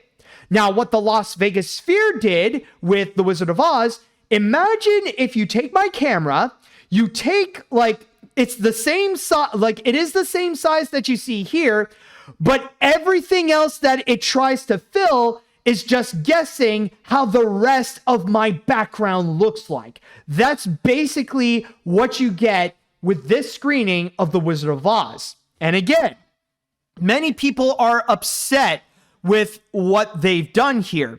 There's another quote here from Twitter where it states, disappointing to see anyone from Turner Classic Movies lending their name to this. This classic isn't being reimagined, it's being desecrated. A long and ugly tradition that goes back to the butchering of greed. Film lovers protested colorization and pan and scan. They need to protest this. So that's pretty much the big thing. And here's another comparison, by the way. And you know, the funny thing with everything that they have done so far, like what makes it ridiculous is that you will find on social media that now this is becoming a meme where everybody would go and try to take a shot from a popular movie or a popular show, and they would make their version of the Sphere, where you basically minimize the image, and then suddenly you would see like the rest of it is just being guessed by AI. So I just want to go and show you some examples of this Las Vegas Sphere meme. Oh God, okay, this is not what I'm talking about. Okay, well, I just experienced this nightmare, so you will as well. Okay, this is not what I mean. This is not the kind of meme that I'm talking about. It's not that at all.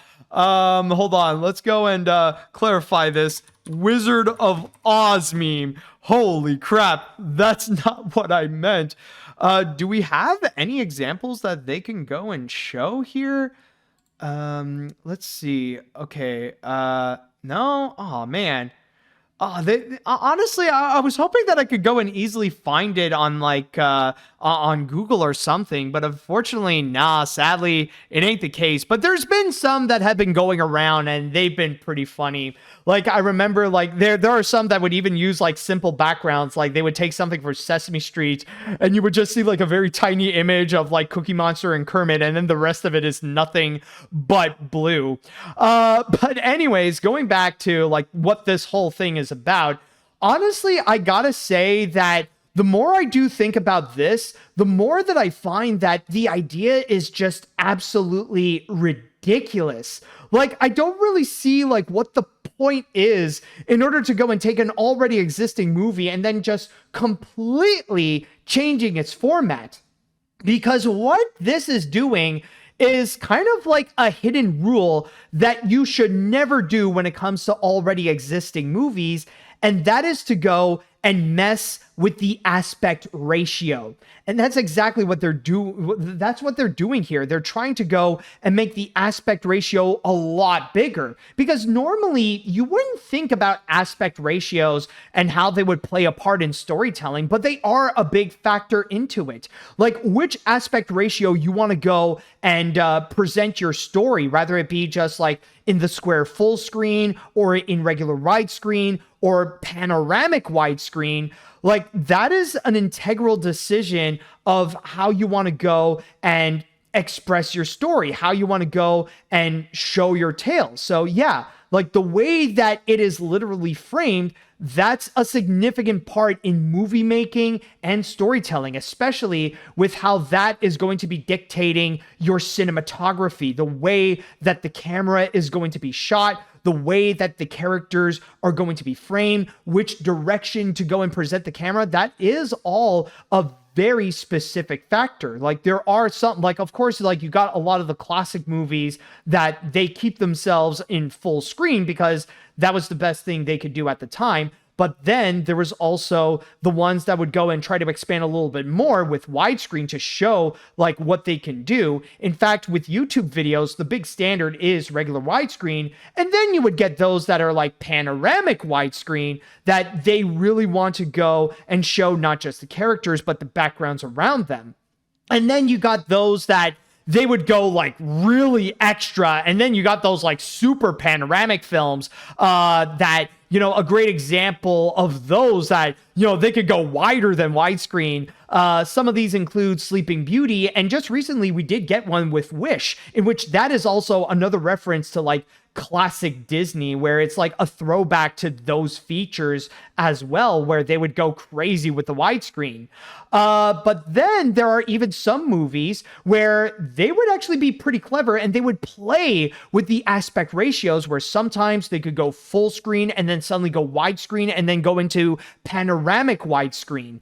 A great example of this is Brother Bear, where that is actually an integral part of the storytelling, where in the beginning of it, it's just regular widescreen where you see Kenai's adventure. But then once he turns into a bear, that's when you see the widescreen gets a lot bigger. Now suddenly his world is expanded, just like how the aspect ratio is expanded. Or another great example, and some people are even bringing that up, like even bringing up Enchanted or the Simpsons movie. And one just brought up an example that I want to go and bring in, and that is Sinners. Sinners is a recent but a beautiful example of how that would go and play with, you know, it would play with aspect ratios, especially the more intense that it gets. Sometimes They want to show a lot more with what's on top as well. So like a great moment is like when the vampires start to come in to the club, like quite literally, suddenly you see like it's expanded and you see more of the vampires that are starting to step in. But even another example of like the super widescreen is Lady and the Tramp as well. But the point that I am making here is that aspect ratios are very important when it comes to presenting what the story is about. And if you're going to go and mess with that, then you're messing with the storytelling of the movie. And that is honestly my personal problem with what they're doing here. They're messing with the story, they're messing with the story of The Wizard of Oz, where they're unnecessarily trying to go and really expand the world around the characters. I just don't really see the point. Do you really need to see like what is above Dorothy and the Scarecrow? Do we really need to see like the other trees? Do we need to see like the other paths of the yellow brick road? It's just there's so much of it that I feel like it's unnecessary, and it feels more like you're just going to be experiencing the novelty of the sphere more so than actually watching The Wizard of Oz. And this is not even to mention that I can't even like think about like how the edit cuts, like when it cuts to like one scene to another and stuff like that, like it must be jarring. Like you would get a heck of a whiplash where everything that you see, like suddenly it like whatever you see in your entire field of vision, it's just gonna snap in an instant to become something completely different. Like it would just seem a little bit weird. Like honestly, this is why I pray that there will never be a Las Vegas Sphere version of Moulin Rouge or any Baz Luhrmann movie. I mean, you know how much Baz loves his quick cuts from one thing to the next. And oh my God, like imagine you take Moulin Rouge and then suddenly you see them cutting like snap, snap, snap, snap from one scene to the next. Like imagine that on a freaking big screen like the Las Vegas Sphere. That would be a heck of a nightmare to experience. Oh boy, that's like legit something that you would have to say flashing lights warning right there. But with all that said, however, while I was researching on this story, I made a very interesting discovery. Now, of course, a big part of the backlash is the fact that Google used AI, that they're trying to use this as an example to see, to go and present their capabilities of AI to show, look how much that we've expanded the world of The Wizard of Oz. But there is a massive plot twist to the story, though, because from what I found, it may not actually be AI in the first place. In fact, I actually found this Reddit post. Now, I know that this is from Reddit, so I don't know if the source is like 100% accurate, but it's very interesting what they have brought up here. So let me just go and read from this post from user Crunchtime Tinman, in which it is stated, "I'm a visual effects artist and have been working on this for months. I'm pissed that all these news articles, we've had a team of very human artists meticulously rebuilding all the pieces of the set. There's barely any AI being used for the backgrounds, yet reading those articles is like a machine did it all. No, real people have been working late nights and weekends to get it done. But I guess it's too much asking for credit when an AI company can use it as a puff piece to boost their stock prices." And there's even another person that actually did comment also. This is apparently from user Fluffy Pants McGee, in which he wrote, "People here throwing words like abomination and atrocity around. This project kept me busy and well paid for the last 8 months in the studio I worked at and kept me on. Wasn't working overtime or weekends and treated me better than any of the many Marvel shows I've been on." So essentially, it looks like there wasn't even AI that was actually used in the Wizard of Oz project. It was actually done by visual effects artists whom their job is to go and actually really expand upon the Wizard of Oz world. But why they would go and do this? It does bring up an interesting question. Why is it that they would go and claim that they have actually worked on this, while Google would go and state that it's actually because of AI? Well, that's actually from another user here, from Echo99, in which he states here, or what they state here, I've worked on this for about 5 months as well. There were multiple large visual effects houses worldwide working on this. They kept adding work on because the AI couldn't do what they needed it to do. I've gotten a bit upset over the reception of it with the whole AI thing, but as someone close to me pointed out, Google has invested billions into AI at this point, and they need to see some kind of return, so they're going to claim whatever they can to justify their expenditure. So basically, according to this user who has claimed to have actually worked on this project, this whole Wizard of Oz in Las Vegas Sphere thing is actually Google trying to seek validation for their spendings on AI. Because it's no secret that these AI companies and these massive tech companies, they have been spending billions upon billions of dollars on AI technology to try to make it function as much as what they claim it is. You know, trying to desperately say that AI is the future and stuff like that. But the harsh reality is that it's not. I mean, yeah, AI technology has come a long way in the past few years, but they're not the revolutionary piece of technology that they go and claim to be.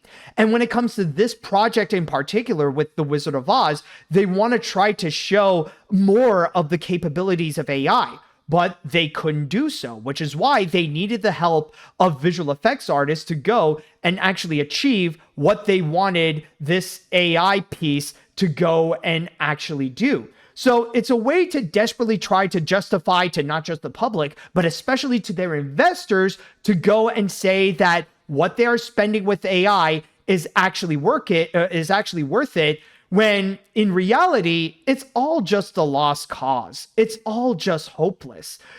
Not only did the technology fail to actually achieve what they wanted to do and allegedly bring in a bunch of visual effects artists to do that actual job that AI was supposed to do, but on top of that, it's not even getting a good reception either way. Like the fact that it's being used, the fact that like Google says it's using AI, that's already getting a lot of hate. And even a lot of people are upset and just basically poking fun of the fact that they're, of what this project is in the first place.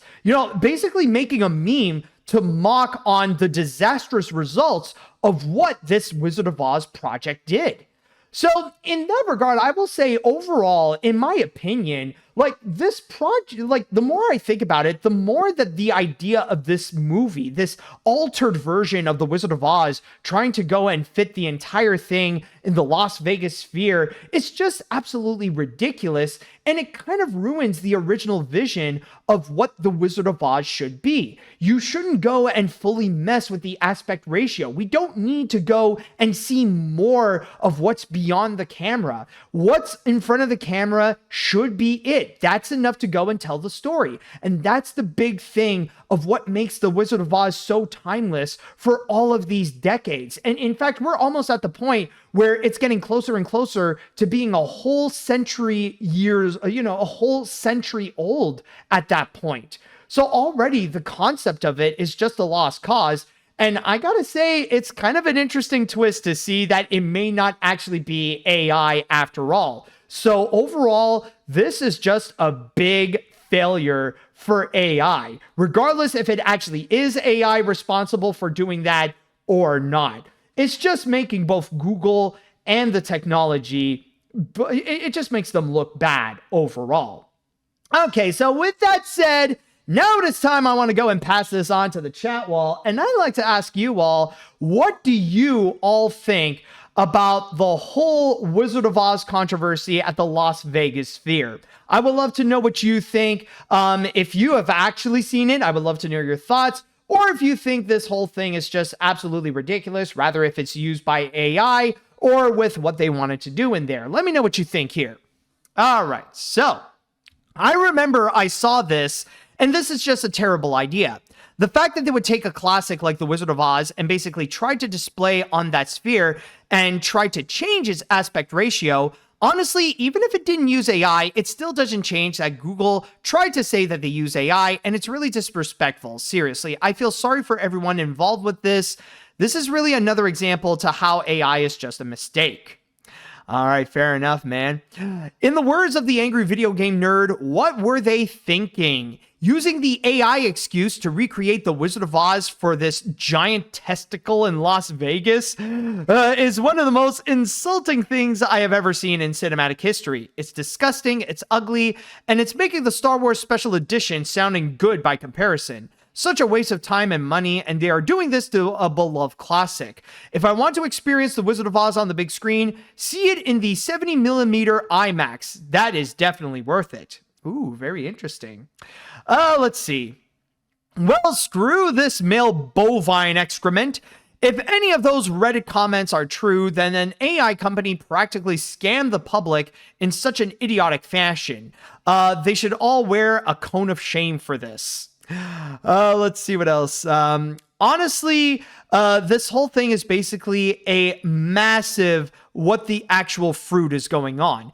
I mean, I feel like I feel like I'm going to be on a roller coaster watching this, going up and down constantly, and altering it in a way with or without AI is just dirty. It just feels unnatural. Well, screw this male bovine excrement. I'm going to see the original with grains in it. All right. Let's see. Someone even pointed out that even though IMAX is already in hot water, as they are hosting a festival of AI films. Oh, that is true. Yeah, there is that controversy. I forgot about that. Well, with that said, it doesn't look like there's much time left.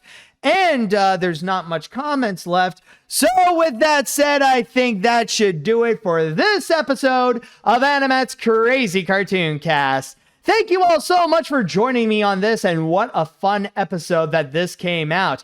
And don't forget that you should join me next time on the next episode, where we will go and cover more crazy animation news as they come. And if you don't want to go and miss out on whatever episode of AniMat's Crazy Cartoon Cast will come up, then all you have to do is go to subscribe to either the AniMat's Crazy Cartoon Cast YouTube channel or the AniMat Live Twitch channel. At the same time, if you're listening to this on whatever podcast service you're listening to, then don't forget to follow me there, whether it be on Apple, Spotify, Amazon, and many, many more. And with all that said and done, I would like to say thank you all so much for listening. Thank you all so much for watching. And until next time, see you later, dudes.